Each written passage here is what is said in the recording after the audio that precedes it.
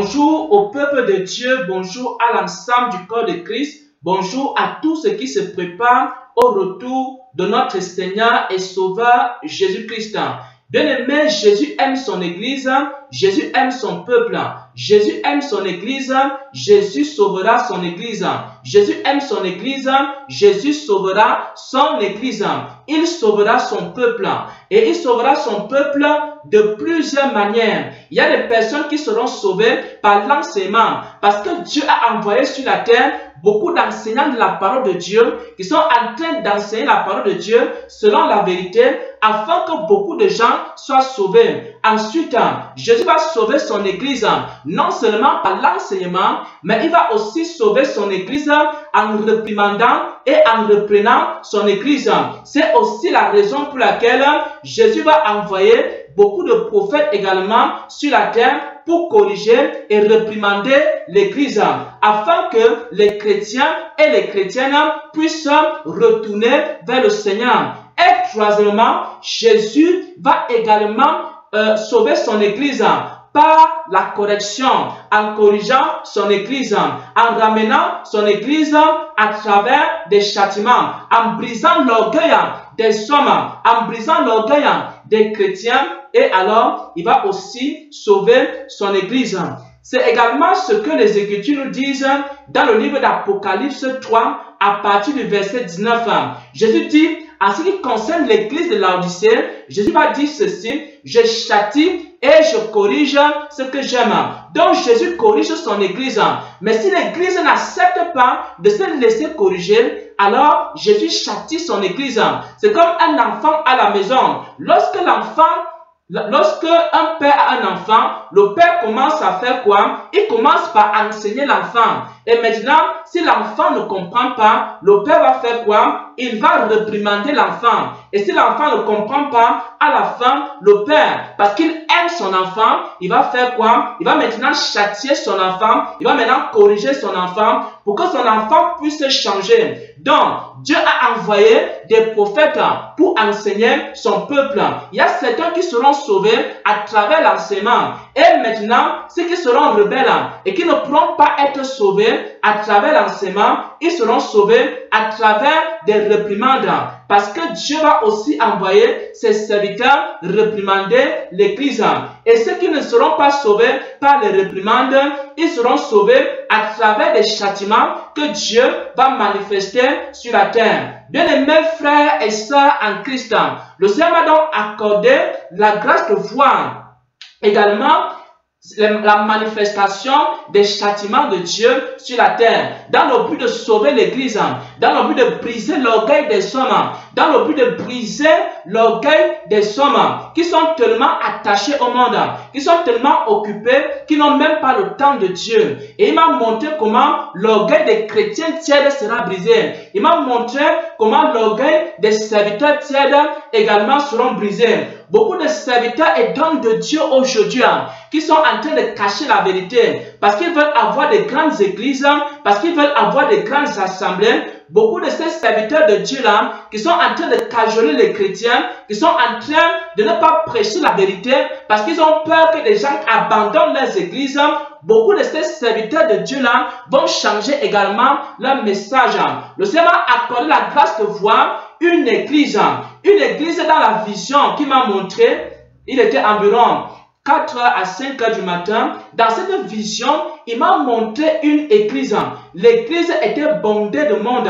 C'était un serviteur de Dieu qui au départ était en train de prêcher également un message.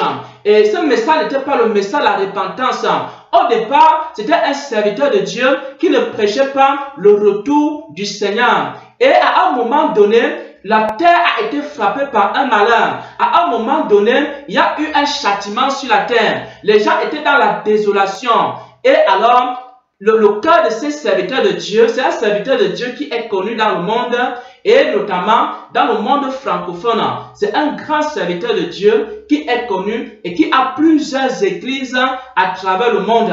Et il m'a donc montré ce serviteur de Dieu. Il m'a montré que ce serviteur de Dieu, lui aussi, il allait changer. Pourquoi? Parce qu'il y a un malheur qui est venu sur la terre. Il y a un malheur qui est venu sur la terre. Ça a brisé l'orgueil de ce serviteur de Dieu. Et ce serviteur de Dieu a fait quoi? Il a changé sa façon de prêcher l'évangile.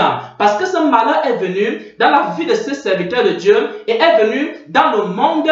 Ce serviteur de Dieu-là a changé sa façon de prêcher l'évangile. Il a commencé à prêcher maintenant également la repentance. Il ne suppliait plus les chrétiens. Il disait aux chrétiens que si vous ne voulez pas écouter cette parole, vous êtes libre de sortir de l'église. Vous pouvez aller dans d'autres églises. Donc il ne prêchait plus pour cajoler les chrétiens. Il ne prêchait plus pour qu'on lui paie les dîmes et les offrandes. Il ne cachait plus la vérité aux gens, mais il commençait maintenant à dévoiler les mystères du royaume des cieux et il commençait maintenant à prêcher la sainte doctrine. Et j'ai vu que bien qu'il était en train même de chasser les gens dans l'église, les gens venaient en masse dans cette église-là. Parce que les gens voulaient écouter la vérité pour être sauvés. Bien aimé, et j'ai vu que l'église était pleine. À cause de quoi? Parce qu'il y avait un malheur qui avait frappé la terre. Maintenant, je ne sais pas si c'était avant l'enlèvement, je ne sais pas si c'était après l'enlèvement, je ne sais pas si c'était pendant la grande tribulation que cela se passait. Le Seigneur ne m'a pas parlé de la période où cet événement était en train de se tenir. Mais bien aimés frères et sœurs en Christ, j'ai vu les églises pleines. J'ai vu une église pleine. L'église était bondée de monde. Les gens criaient à Dieu. Les gens étaient en train de pleurer devant Dieu. Les gens étaient en train de se détourner des activités du monde. Maintenant pour venir dans la maison de Dieu, pour crier à Dieu, pour supplier Dieu. L'église était tellement bondée de monde. Il était impossible même d'avoir une chaise assise pour tout le monde. Parce que dans cette église-là que le Seigneur m'a montré, il n'y avait plus de place pour tout le monde.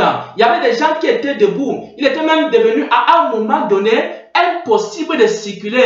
Pourquoi? Parce que l'église était pleine. Les gens quittaient le monde pour venir crier à Dieu dans l'église, afin que Dieu ait compassion d'eux, afin que Dieu ait pitié d'eux, afin que Dieu leur accorde sa grâce. Bien-aimés frères et sœurs en Christ, j'ai vu cela. Le Seigneur m'a accordé la grâce de voir cette révélation. Maintenant, il m'a expliqué dans le songe. Il m'a montré dans ce songe-là, il m'a montré que la raison pour laquelle les gens étaient venus, c'est parce que l'orgueil avait été brisé, parce que à un moment donné, il y a quelque chose qui avait frappé la terre. Il y a des châtiments de Dieu qui avaient frappé la terre. Et à ce moment-là, cela a brisé l'orgueil des chrétiens. Cela a brisé l'orgueil des hommes. Et parce que l'orgueil des hommes a été brisé, alors ils ont commencé à chercher Dieu. Ça, c'est ce qu'on appelle la sanctification par le feu. Parce que Dieu sauve aussi son église en corrigeant son église, en châtiant son église. Et lorsque Dieu châtie les hommes, alors à un moment donné, il se tourne vers lui. Bien-aimés frères et sœurs en Christ, j'aimerais que nous puissions prendre un passage des Écritures pour illustrer cela. J'aimerais que nous puissions prendre un passage des Écritures pour illustrer cela. La vérité selon laquelle Dieu sauve son peuple à travers le feu, à travers les châtiments et à travers ces jugements qu'il manifeste. Nous allons prendre Apocalypse 3 à partir du verset 19 où le Seigneur dit ceci: moi je reprends et je châtie tout ce que j'aime. Donc Dieu reprend. Le Seigneur reprend et il châtie tout ce qu'il aime pour sauver ce qu'il aime. Mais il y a des gens qui ne peuvent pas être sauvés par l'enseignement. Parce que quand tu leur enseignes seulement la parole de Dieu, ils ne croient pas à la parole de Dieu. Il y a certaines personnes qui ne peuvent pas être sauvées quand Dieu envoie ses prophètes réprimander l'église, dit aux gens de se tourner vers Dieu. Et ces prophètes commencent à crier. Et ces prophètes commencent à crier: repentez-vous, repentez-vous. Il y a certaines personnes qui ne changent pas. Même lorsque les prophètes de Dieu crient, avec l'onction de Dieu, pendant que les prophètes crient et qu'ils disent repentez-vous, il y a des gens qui ne changent pas. Alors, Dieu utilise sa troisième stratégie pour changer les gens. Il utilise la troisième stratégie pour ramener le cœur des hommes à lui. Bien-aimés frères et sœurs en Christ, Apocalypse 3 à partir du verset 19, Dieu a trois stratégies pour sauver les hommes. Dieu a 3 stratégies pour sauver l'humanité. Dieu a 3 stratégies pour sauver son peuple. Parce qu'il aime son peuple. Parce qu'il aime ses enfants. La première stratégie, c'est quoi? C'est qu'il enseigne ses enfants. Il envoie des prophètes enseigner la parole de Dieu. Maintenant, ceux qui ne vont pas croire par l'enseignement, il y a deuxième stratégie qu'il utilise.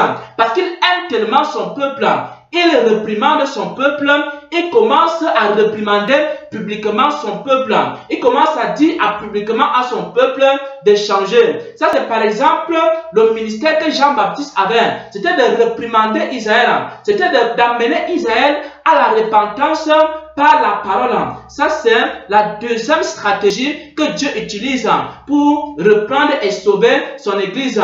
Maintenant, lorsque le cœur des gens est tellement dur, lorsque les gens n'ont pas accepté de se laisser enseigner par Dieu, lorsque les gens n'ont pas accepté les réprimandes de Dieu, alors il y a une troisième option. La dernière option qui reste maintenant, c'est quoi? C'est de châtier également son peuple. C'est comme un enfant à la maison. Premièrement, pour que l'enfant change, on enseigne l'enfant. Et si l'enfant ne change pas par l'enseignement, deuxième chose, on commence à réprimander, on commence à gronder l'enfant. Maintenant, si l'enfant ne change pas, bien qu'on l'ait grondé, on utilise la troisième stratégie. On prend la chicotte, on prend le fouet, on commence à flageller l'enfant, on commence à taper l'enfant. Et alors, l'enfant va changer à travers le feu. L'enfant va changer à travers le fouet. L'enfant va changer à travers la chicotte. C'est également ce que Apocalypse 3, verset 19 nous dit ici. C'est que le Seigneur Jésus est en train de dire, je reprends et je châtie tout ce que j'aime. Donc, si Dieu t'a repris, si Dieu t'a réprimandé et que tu n'as pas écouté les réprimandes, qu'est-ce qui reste, bien aimé? Il ne reste que le châtiment. Et c'est ce qui va se passer. Pour que Dieu puisse racheter une grande partie de l'église, des gens qui sont devenus rebelles, des gens qui n'écoutent même plus les enseignements, des gens qui sont devenus rebelles, des gens qui n'écoutent même plus les réprimandes. Lorsque l'église arrive à ce niveau, ou même que ce soit l'enseignement, les gens n'écoutent pas, que ce soit les réprimandes, les gens n'écoutent pas, alors il reste la troisième chose, ce sont les châtiments. Dieu commence donc à corriger. Pour briser l'orgueil des hommes, il commence à corriger, à châtier la terre, à châtier les hommes, à châtier les femmes. Pourquoi? Parce que quand il châtie ainsi, il brise l'orgueil de l'homme. Et lorsque l'orgueil de l'homme est brisé, alors les gens reviennent à Dieu en criant. Bien-aimés frères et sœurs, j'ai vu des églises pleines, des gens chercher Dieu. Le Seigneur m'a montré cela dans un songe. Il m'a montré qu'à un moment donné, il y a eu des malheurs qui sont venus sur la terre. Et parce que ces châtiments sont venus sur la terre, afin que les hommes soient sauvés, afin que les gens se repentent, alors j'ai vu des églises qui étaient pleines. Les gens étaient tellement remplis dans l'église que à un moment donné, ils se marchaient les uns sur les autres. Il n'y avait même plus de place assise. Et c'était un prédicateur même. C'était repenti de leur message. Ils ont commencé à prêcher la vérité. Ils se sont repentis de leur message. Ils ont commencé à prêcher, non pas pour que les gens soient pleins dans l'église, mais pour que les gens soient sauvés. Il disait maintenant, j'ai vu un prédicateur qui est très très connu, était en train de dire que non, maintenant voici ce que je vous prêche, voici ce que je vous enseigne. Maintenant, si vous ne voulez pas écouter, vous pouvez maintenant aller dans une autre église. Donc on ne suppliait plus les chrétiens, on prêchait maintenant la vérité, on prêchait maintenant la parole de Dieu conforme à la vérité pour que les âmes soient sauvées, pour que les âmes soient guéries et pour que l'église soit sauvée. Et j'ai vu maintenant l'orgueil des hommes a été brisé. Ils venaient maintenant en masse à l'église. Mais pourquoi? Parce qu'il y a eu des châtiments qui sont passés dans le monde. Il y a des jugements de Dieu qui sont manifestés. Et les gens étaient désemparés, désespérés. Ils ont donc commencé à crier à Dieu. Et c'est également ce que les Écritures nous disent, que le Seigneur corrige et il châtie ce qu'il aime. Il y a certains qui n'écoutent pas les enseignements, Dieu va les réprimander. Il y a certains qui n'écoutent pas les réprimandes, alors Dieu va châtier. Et c'est comme ça que Dieu va sauver un grand nombre. Parce qu'il nous aime, il sera obligé de nous corriger. Parce qu'il nous aime, il sera obligé de nous fouetter. Parce qu'il nous aime, il sera obligé de nous faire passer par le feu. C'est pourquoi le monde va passer par le feu, frères et sœurs en Christ. le monde va passer par un feu. Il y aura une tribulation sur la terre. Il y aura une grande tentation sur la terre. Il y aura des épreuves sur la terre. Le monde va passer par le feu, frère. Et à travers ce feu-là, beaucoup de gens seront sauvés. Le monde va passer par des situations difficiles. Et ces situations difficiles, c'est le feu. Et à travers ce feu, beaucoup de gens vont se repentir. C'est ce que le Seigneur m'a montré. C'est ce qui m'a fait voir. C'est ce qui m'a fait connaître et comprendre. Et c'est une prophétie que j'aimerais partager ici avec les bien-aimés, avec les frères et sœurs en Christ. Bien-aimé, je ne te souhaite pas de passer par le feu. Écoute, il faut que tu crois au Seigneur à travers l'enseignement.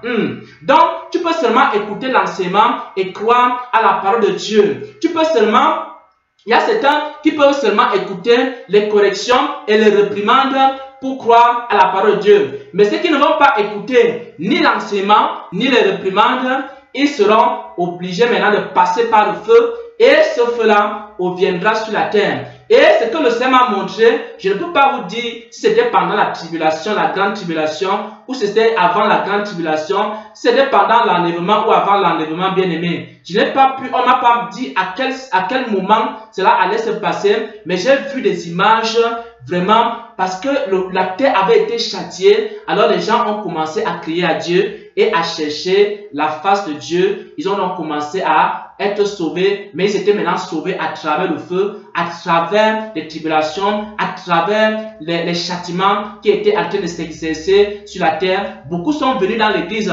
Tous ces gens qui disent que je n'ai pas le temps de chercher Dieu, tous ces gens qui disent que je n'ai pas le temps d'invoquer Dieu, tous ces gens-là, ils avaient maintenant le temps. Ils étaient remplis dans les églises. Ils commençaient à chercher Dieu ardemment. Ils commençaient à chercher maintenant, même les prédicateurs, frères. J'ai vu des prédicateurs aujourd'hui qui sont rebelles. Ils ont changé leur prédication. Et c'est ainsi que les gens ont été sauvés à travers le feu. Au nom de notre Seigneur et Sauveur Jésus-Christ, j'ai ainsi partagé cette prophétie. J'ai ainsi partagé ce songe. J'ai ainsi partagé cette révélation qui m'a accordé la grâce de recevoir en cette matinée du 17 juin 2020. Il était environ entre 4 et 5 heures du matin que le Seigneur m'a accordé la grâce de recevoir cette révélation au nom de Jésus-Christ. Amen.